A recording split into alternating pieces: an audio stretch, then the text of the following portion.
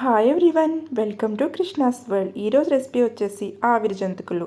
దానికి కాంబినేషన్గా బొంబాయి చట్నీని ఎలా ప్రిపేర్ చేసుకోవాలో చూపిస్తున్నాను. ముందుగా ఒక మిక్సింగ్ బౌల్లోకి 2 కప్పుల బియ్యం పిండిని తీసుకుని దానిలోనికి కొంచెం సాల్ట్, కొంచెం నెయ్యిని యాడ్ చేసుకుని బాగా మిక్స్ చేసుకుని 2 కప్పుల వేడి నీళ్ళను వేసుకుని బాగా మిక్స్ చేసుకుని ఒక ముద్దలా చేసుకోవాలి. జంతికలు వేసుకునే మౌల్ని తీసుకుని దానిలోనికి సన్నగా కారపూస వేసుకునే ప్లేట్ని పెట్టుకుని దీనికి గీని అప్లై చేసుకుని ఈ పిండిని దీనిలో పెట్టుకోవాలి. తరువాత ఇడ్లీ గిన్నెలోని ప్లేట్స్ని తీసుకుని వాటికి గీ అప్లై చేసుకుని దానిలోనికి వీటిని వేసుకోవాలి.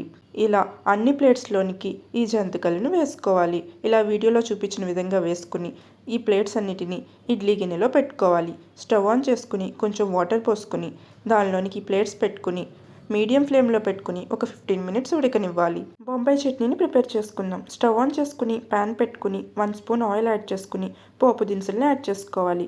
దీనిలోనికి కొంచెం కరివేపాకు, కట్ చేసుకున్న ఉల్లిపాయ ముక్కలు, కట్ చేసుకున్న పచ్చిమిర్చి, సాల్ట్, పసుపుని యాడ్ చేసుకుని బాగా ఫ్రై చేసుకోవాలి. తర్వాత దీనిలోనికి కొన్ని టొమాటో ముక్కలు, ఉడికించిన ఆలుని కూడా యాడ్ చేసుకుని బాగా మగ్గనివ్వాలి. దీనిలోనికి కొంచెం వాటర్, శనగపిండిని నీటిలో కలుపుకొని కొంచెం యాడ్ చేసుకోవాలి. 5 మినిట్స్ ఉడకనిచ్చి కొంచెం కొత్తిమీరని యాడ్ చేసుకుని స్టవ్ ఆఫ్ చేసుకుంటే Bombay chutney ready. Thank you for watching.